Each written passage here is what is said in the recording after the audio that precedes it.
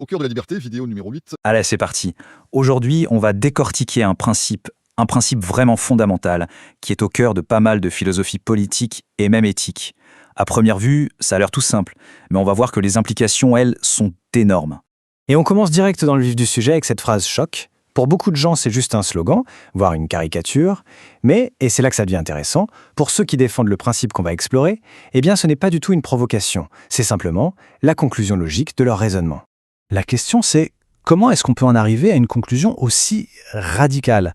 Pour le comprendre, il faut faire le chemin inverse. Il faut en quelque sorte démonter la mécanique de l'argument et retourner à la source, à cette règle de base qui soutient tout l'édifice. Première partie donc, une affirmation qui fait réagir.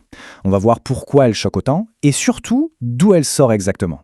Il faut bien comprendre que le but ici n'est pas la provocation gratuite, non. Cette phrase, c'est le résultat d'une application très stricte, très cohérente d'un principe de départ. Alors, c'est quoi ce fameux principe ?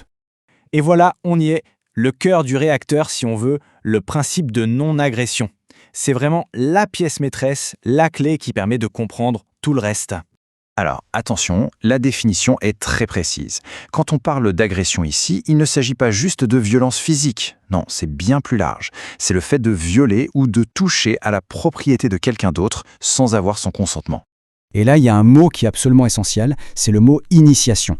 Le point central, c'est de savoir qui a commencé. Le principe ne dit pas que toute force est illégitime. Ce qu'il condamne, c'est le fait d'être le premier à utiliser la force. La légitime défense, par exemple, c'est une réponse à une agression, ce n'est pas une initiation. L'analogie est assez parlante, non ? Pensez à une dispute entre enfants dans une cour de récré. Le premier réflexe d'un adulte, c'est de demander qui a commencé. C'est instinctif. On cherche tout de suite à savoir qui est l'initiateur de l'agression. Eh bien, l'idée, c'est d'appliquer cette logique simple et intuitive à toutes les interactions humaines. L'agression, donc, ça peut prendre plein de formes différentes. Évidemment, il y a la violence physique, la plus évidente. Mais il y a aussi le vol, le fait d'endommager ce qui appartient à autrui, le racket, et même quelque chose de plus subtil, comme le fait de ne pas respecter un contrat. Pourquoi ? Parce qu'un contrat, c'est un accord volontaire d'échange de propriété. Bon, et c'est là que les choses se corsent. C'est ici qu'on touche au point le plus controversé. Si on applique ce principe jusqu'au bout, de manière vraiment cohérente, comment est-ce qu'on doit juger les actions de l'État ? Là, la comparaison est volontairement directe, presque brutale. D'un côté, on a un voleur qui prend un bien sous la menace, de l'autre l'impôt, qui est une prise de bien sous la menace de sanctions, comme des amendes ou même la prison. La question posée par la source est la suivante. Du point de vue de celui qui subit l'action, est-ce que la nature de l'acte est fondamentalement différente ? Alors évidemment, la première objection qui vient à l'esprit, c'est celle du consentement implicite, et l'idée du fameux contrat social.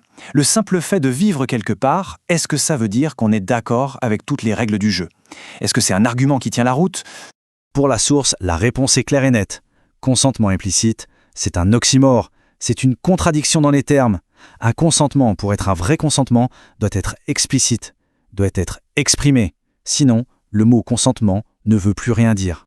Ah mais, et le vote ? Est-ce que voter, ça ne vaut pas consentement ? Eh bien, selon cette logique, non. Voter pour quelqu'un ne veut pas dire qu'on lui donne un chèque en blanc pour faire tout ce qu'il veut. On ne consente pas par avance à toutes les lois qui seront votées pendant des années. Le consentement, ça doit être quelque chose de précis, pour un acte précis. Évidemment, face à un raisonnement aussi radical, une critique majeure revient sans cesse. Est-ce que tout ça, ce n'est pas juste une belle utopie complètement déconnectée du monde réel ? Voilà une façon de formuler cette critique, qu'on retrouve d'ailleurs dans la source. En gros, l'idée c'est que le libertarien jugerait le monde réel, qui est complexe et imparfait, à l'aune d'un idéal impossible à atteindre, celui d'une société sans État, et que ce serait donc une erreur de perspective. Mais la source propose une réponse qui retourne complètement l'argument. Elle dit « Et si on arrêtait de voir ça comme un idéal moral pur, un vœu pieux ? Et si, en fait, le principe de non-agression était tout simplement la stratégie la plus pragmatique, la plus efficace, pour que les humains puissent vivre ensemble et prospérer ?» Vu sous cet angle, ce n'est plus une question d'altruisme, c'est un choix calculé, basé sur l'intérêt personnel. En renonçant à être le premier attaqué, on brise le cycle sans fin de la violence. Et ça débloque tout le reste. La collaboration, la division du travail, le commerce, bref, tout ce qui permet de créer de la prospérité. Dans ce cadre, même le plus fort a intérêt à coopérer plutôt qu'à piller, parce que c'est beaucoup plus profitable sur le long terme. Et pour finir, on va aborder une dernière idée, une idée vraiment percutante qui synthétise bien tout le problème soulevé par ce principe. C'est ce que le philosophe Michael Huemer appelle l'argument de l'asymétrie. C'est une observation assez simple mais fondamentale. Il y a un deux poids, deux mesures. Une action qui serait considérée comme un crime si elle est faite par un citoyen ordinaire devient tout à fait légale et même légitime quand elle est faite par l'État. L'exemple est très concret.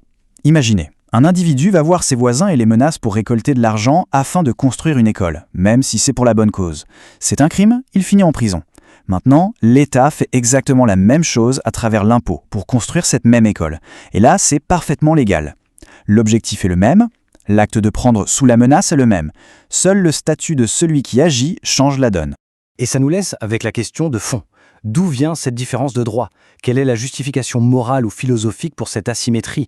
Pourquoi un groupe d'individus, juste parce qu'on l'appelle l'État, aurait le droit de faire des choses qui, pour n'importe qui d'autre, seraient considérées comme une agression?